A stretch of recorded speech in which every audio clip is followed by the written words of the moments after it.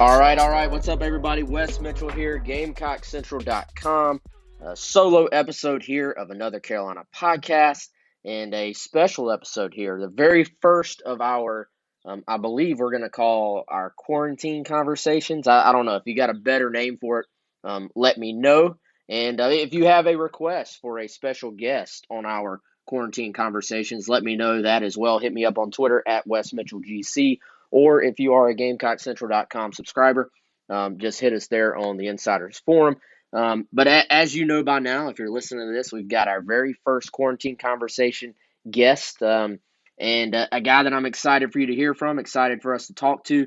That is South Carolina quarterback commit Colten Gauthier. Colten committing to South Carolina the middle of last week over a number of major offers. And, a guy that's a really big pickup for South Carolina here in the class of 2021 and a four-star guy on Rivals. And, Colten, first of all, thanks for joining us, man. We really appreciate the time. And second of all, I know you've been asked this probably 100 times now when you were doing your post-commit interviews. But for people who haven't seen any of those interviews, go ahead and tell us why was it that South Carolina was the pick for you? What were the factors that went into this decision? And secondly, man, why now? What was it that made you want to go ahead and sort of end the process and commit to South Carolina this early and get the process over with? I've been there.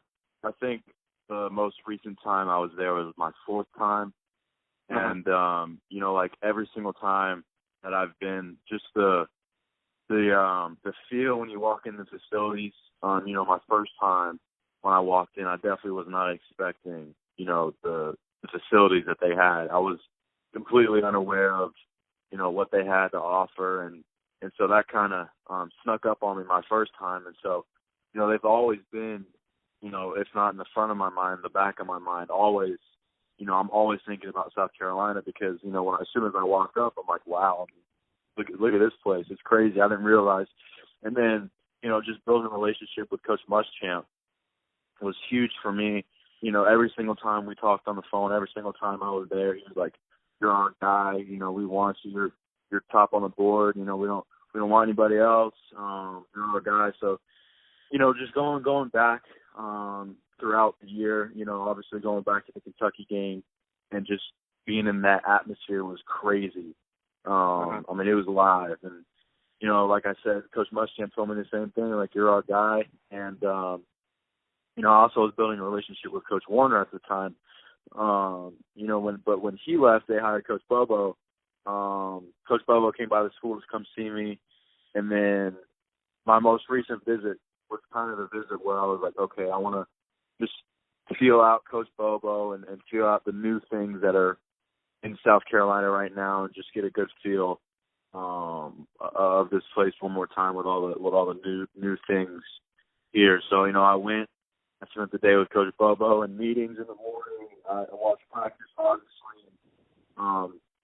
It was just everything from sitting in the meetings and listening to the offense and listening to how high level Coach Bobo is and realizing, hey, if I want to be great, if I want to, I have aspirations to go to the league.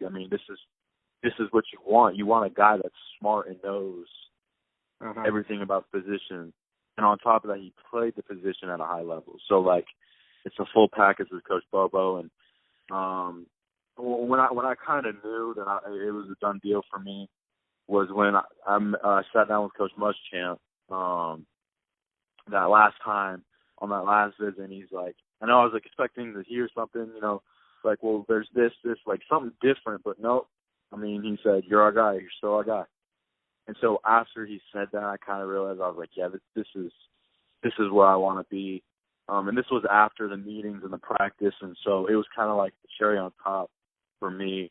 I was like, yeah, I think this is the place that I want to be for sure and be 100% in. And so, all those things, just the loyalty and the honesty throughout the whole process, because that's hard to find. I've had a lot of ups and downs through my recruiting process. And South Carolina has always been consistent with me. Always, never lied to me. Always told me, never contradicted anything. It was straightforward the whole time. straight honesty, and that's really hard to find. You know, a lot of people would tell me that. I just didn't believe that some of the things that could happen, you know, happened to me, which is, you know, was crazy. And so after all those bad things that happened to me in the recruiting process, you know, I look back at South Carolina, I'm like, they've always been there for me. They've always been there. They got great facilities, the atmosphere, the offense, Coach Bobo, Muschamp. And so, you know, after that visit, I kind of sat down a couple of days, thought about it. And I called Muschamp and committed to Coach Muschamp. But my plan was I was going to announce it at the spring game, April 4th. I was going to do it there and kind of make it public there, which I thought would have been pretty cool, you know, with all the fans there at the spring game and all that going on. But, you know, obviously with all this Corona stuff going on, you know, that couldn't happen. So, I mean, all those things, I mean, that's a huge part of it too, right? I mean, I was, you know, like I said, going to announce it at the spring game, but, you know, that kind of changed the course of when I wanted to announce it as far as, you know, the whole coronavirus thing and all that. So, yeah. I got you. So, and you sort of hit on it there, but, you know, you sort of already, even at your young age, you've kind of learned that this is a business, I guess, because, you know, from what you're telling us right now. And then, of course, Coach Warner leaving. How hard was that? Because, I remember back when they offered you, I think it was almost a year ago now, maybe, and I know you were early. That's another thing. They were early. They weren't a school jumping in when I had 24. They were a school jumping in after Coach Warner came and watched me throw the football. And I have respect for those schools because they actually took the time to come out and see me instead of just looking at my offer list, looking at my rankings, looking at my size, my intangibles on a computer screen and be like, okay, now let's offer this kid. Instead, they actually came. I talked to Coach Warner. He saw me throw. We interacted. And that's the way I believe it should be done because you get a good feel, not only of the kids, but also the coach as well. And so, like, that was another big thing for me running through my head as I made the decision was, I mean, they were early. There was no waiting. There was no, like, we'll see. No, it was like, he came. I like the kid. He's awesome. Let's offer him. And it was done the next day. And so, go ahead. No, sorry. You go ahead, man. You go ahead. So that was just, you know, all those things didn't really hit me until after that last visit when I really thought about it. But like I said, South Carolina's always been in the mix. There's never been a time where they haven't been in the mix from my standpoint. I know, so last summer you came out there, and, you know, that was obviously when Coach Warner was still there. Right. I remember you threw for him at camp, and you were out there, I think, pretty much almost like one-on-one with Coach Warner. Spent, I guess, most of that camp day with you. How hard was that part of the process, having, obviously, you know, you've told us you love Coach Bobo and all that, but just that realization when Coach Warner left, was that difficult? And what did it mean at that point to have a head coach like Muschamp so involved that, you know, that relationship was still there and the message, you've talked about the message sort of staying the same the whole way. How important was it that the head coach was so involved when they did have that change at quarterback coach? That's a great question for me. When you know, that was part of the ups and downs for me. Definitely part of the down.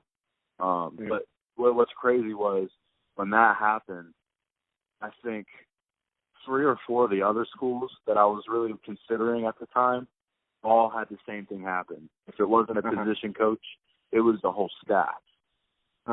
So for me, I kind of felt like I was like, man, I mean, this is crazy. Like I thought I had everything figured out, and it literally happened within a day.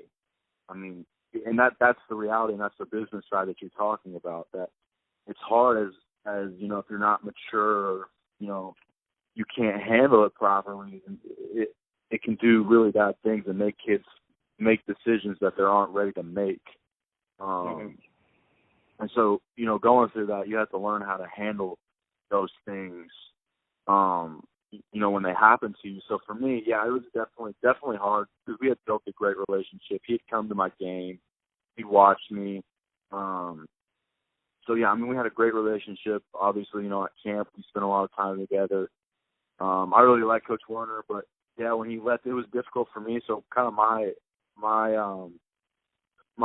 philosophy during that time was just, okay, wait and just see who they bring in.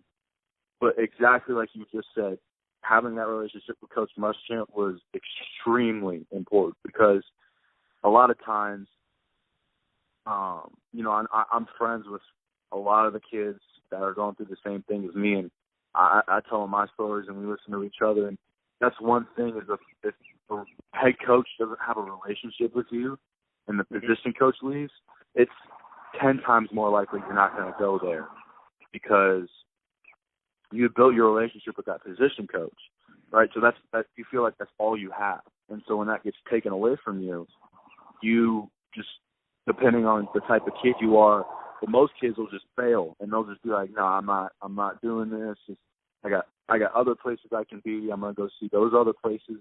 And so, for me, it definitely helped having a strong relationship with Coach Muschamp because he kind of kept me in there. He was like, listen, we're going to get somebody. We're going to hire a great guy. We're going to get this thing going. You're still a guy. You're hearing it from the head coach. That's how it's going to be, whoever comes in. So hearing that really made me feel like South Carolina was like nothing had changed. Like it's still going to be the place for me. It's still going to be everything that it was before. He was just basically telling me, don't worry, everything's going to work out. And so that was a huge part of me, really adhering to what I, thought of South Carolina before was like, this place is awesome. Yeah, that's definitely a huge deal for me was having a relationship with Coach Muschamp for sure. Right. So then they bring in Bobo, like you said. You got to know him. You got inside and outside, complete, tour of the entire program this last visit. Right. I've noticed in some of your other interviews you've talked about sort of the offense that they're going to, the pro style, how it maybe fits your skill set. What was specifically sort of the message from Bobo and Coach Muschamp about the scheme they're going to and just how they see your skill set fitting into what they want to do, as a quarterback? Right. So the biggest thing when I was watching film and in the room was like, I talked to some people that have played in his offense at Colorado State was, you got to be able to touch everywhere on the football field. Coach Bobo's offense is as much as you can handle, right? As much as a quarterback can handle is as much as they're going to give you. So for me, I feel like I can handle a lot because of my arm strength, and I'm able to touch everywhere on the field. And it's funny, I've heard some interviews, talking about how my athleticism and everything, and I definitely do feel like I'm a little more athletic than people will give me credit for. You know what I'm talking about. Yeah. So yeah. So I'm definitely a little more athletic than people think I am. And so being athletic, I'm not like a Michael Vick or anything like that, but I'm able to move really well in the pocket. I can run. I'm not a runner first, obviously, but that's exactly what Coach Bobo's offense is. Just being able to touch everywhere on the field, pro style. Getting guys in space. Separation, all that good fun stuff. That's the biggest thing I could say was, probably being able to touch everyone on the field is most important. Because if you are, you can handle a lot more, and it makes it harder to stop. Having a quarterback that can make every single throw and be athletic and escape when he needs to escape and can get 5-10 yards just enough to piss the defense off. That's what I fit into. That's what I believe I am. And so, yeah, like I said, watching the film and going and watching it in practice live was just kind of like eye-opening to me. I was like, wow, I really feel like I fit into this and what they're doing. So, yeah, for sure. I know in your interview with Chad Simmons, you mentioned Luke and Ryan just being guys you already, Luke Doty, Ryan Holinsky being guys you sort of hit it off with. Oh, yeah. It's kind of fun. It's kind of funny talking to you, man, because generally, whenever I would do interviews with you, it's always been over DM, so I haven't really talked to you, but you actually remind me of when I've interviewed Luke and Ryan, just, the way you talk, the way you describe things. So did you sort of get that same vibe that you just hit it off with those guys?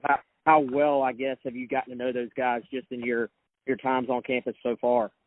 Oh yeah, I mean, yeah, that's funny because we all are pretty close. But with the first time I met Ryan was at camp when I was there over the summer, and we talked, and Coach Warner introduced him to me, and really great dude. I mean, Ryan's my guy, and what the great part about it is, I know a lot of people ask me the same question: is like, how are you going to handle the quarterbacks? And it's not handling. I don't like when people use the word like handle, like it's an inconvenience. Like to me, like when I went to camp, Ryan was behind me the whole time, saying like, hey man, make sure like next time try this. Put your foot here, and then your arm angle needs to be here, and I'll try it. I'm like, bro, that works. He's like, all right, yeah, cool. Like that's what we do with each other. It is a competition. That's like, don't get me wrong. I'm not saying that by any means. What I'm saying is it's not like there's no shade with us. It's like we're all trying to make each other better. And if somebody does a good rep, we're going to slap them, give them a high five, and then we're going to go and do the rep. Like that's what it is. It's a tight room with them too now. And I feel like me coming in will also just make all of us tighter. And, I met Luke at the Kentucky game, and he told me the same thing Ryan was telling me. And, it's funny you thought that they were alike, but I think they're alike too. Smart, great, well-rounded kids, like I'll describe myself. But, yeah, that's I hit it off with both of them real well. I mean, we talk all the time, just about South Carolina and how I need to recruit kids and how they did it and how the process is and the offense. And we talk all about all that stuff. And I talk to them a lot, more than I do right now when I was about to commit, just because I wanted to hear it from both of them. Like, what do you like? What do you don't like? Like, give me everything. And I'm like, don't be like you're trying to get me to South Carolina. Just be you. Tell me what's like. What do you like and what you don't like? And they're real with me. They kept it 100. So for me, I was like, these guys are awesome. And like I said, I've known Ryan since summer and Luke, and we've been in contact ever since then. But yeah, I mean, it's funny you say that because I feel like that's the same thing. But as far as how I'm gonna handle like all these people are asking me, it's not a handling matter. It's a matter of getting in there, learning what I need to learn, and just making each other better through competition. That's what it's all about. So. Yeah, and you sort of mentioned it, but both those guys, once they committed, sort of turned around and said, look, I'm going to try to be like the face of this class with other recruits and try and recruit guys for South Carolina. I know you've talked about that as well. Now that you're sort of officially committed, you're able to sort of explain what South Carolina is all about to other people, other recruits, obviously. What has your message been so far? Obviously, it's a little bit different right now because you can't really go see guys in person. You're not visiting campus right now because of Corona stuff. But I know you guys talk and text and DM and all this stuff. So what's been your message? So it's different with a lot of kids, right? So some kids don't care about who's the coach. All they care about is facilities, right? Mm-hmm. So, some kids, I know that for a fact because I've been around, through 7-on-7 and camp. So we're all kind of bound with each other. So some kids I do know personally, and so I know what they like, and so I'll kind of appeal to what I know that they like, right? So, for example, there's a receiver out there that I'm recruiting right now, and I know that he likes the facilities, and so I'll send him a couple of videos of just YouTube, like just the tours, and I'm like, hey, man, watch this, and he'll watch it, and he's like, dude, I didn't even know. I was like, that's what I'm saying. I didn't know either. Like, you don't, it's not widely known, like with these kids, because a lot of these kids got, like me, they got so many offers that they can't decipher between what this school has and this school has. It's all just a look to them. It's just a logo at that point, but you got to push a little farther to show them, like, hey, there's more than just this. Like, check this out, right? Some kids are, they're worried about, what offense there is, what they're doing. I'm like, hey, and I explain it to them. I'm like, just go watch my film, bro. Like, just trust me. Look, go watch me. You'll get a good sense of my ability, and then you'll realize, like, hey, man, this may be a kid I want to play for. I mean, he's got an arm. He's going to get me the football. And I do the same thing. I'll watch the kids tape, and I'm like, dude, I want you to come play with me, bro. Like, this program's on the rise, and I'll use that with every kid. It doesn't matter because it is. Programs are on the rise. Really great recruiting class, and all those things. And so I'll just get all the information that I can, and just kind of send it out to those kids. But I know what they like individually, and so I'll kind of work with that, if that makes sense. So that's kind of how I'll interact with these kids and recruit them as far as right now. And obviously it is a little bit more difficult because you can't get them on campus because of this whole Corona stuff. And so you kind of got to work a little bit harder and keep these kids, develop. It's just like a coach. You develop a relationship with a coach, you're more likely to, always have them included or end up there. So I see it the same way for me. Like, you develop a relationship with these kids, they're always going to be talking to you. Like, yeah, what about that Colten kid? Yeah, he's cool. And then it just spreads like wildfire. So that's usually, kind of how I do it and talk to these kids. And yeah, I mean, like I said, it is a little bit more difficult with this Corona stuff. Hopefully we can take care of this, and in the summer they'll open it back up. And so that's when I'll really, really take it up and say, you gotta get to campus. I'll show you around. Come to camp. I'll throw you the football, and you can actually get in person, one-on-one, show them around, throw the ball to them. But that type of stuff is really what is the is the final piece for them to see everything. And then it sends them home thinking. They all, it plants a seed in their head, oh, what about South Carolina? That's the same thing that happened with me. After I left out, it's always in the back of your head, South Carolina. And eventually, hopefully they'll end up making that decision, similar to me. But that's just kind of everything that I'm working towards right now, and what it's looking like with this whole Corona stuff right now. Right, and final thing for you here, man, I kind of have to ask, how, being, a highly regarded football player, how has this, this being Corona, how has it affected you? I know a lot of guys right now, or teams aren't really allowed to, are able to get into the weight room like normal. You aren't allowed to maybe be around the guys. What have you been able to sort of, I mean, I see people online just, pulling up, workouts on YouTube and doing them in their garages and stuff, some of them. So how has this affected you personally, as a player, and what have you had to do to adjust, man? Yeah. So for us, I mean, we had about 2 workouts with the team, and so they shut it down. Mm-hmm. So ever since last Monday, I mean, it's been nothing. But as far as it is, I mean, that's exactly what I'm doing. So my strength coach at the school is a level 5 powerlifter. I mean, he's a really high level guy in the weight room. So I'll text him, and he'll put together a workout, and he put together it's really cool the way he did it. It's extremely beneficial. So he put a workout with the amount of equipment that's available. So for me, I have a dumbbell set in my basement up to 50 pounds. I got a bench, and I got a TRX machine and a treadmill, and a punching bag. So he'll take all those things into account and be like, okay, this is how you're going to get the most out of what you have. Do this. And he sends me a workout, and I do the workout. But then he'll do, okay, this is with all the equipment available. Here's the workout. And he'll send me that workout. And then he'll send me a workout that has no equipment available, just body weight stuff. And then he'll send me that workout. And then I'll send all those workouts to the team. And I'll text the team, and we have a group chat. I'm like, listen, boys, we've been working hard. As long as we've ever been lifting or whatever, we can't lose what we have. This is a time where we can get ahead of everybody, so we got to take advantage of it.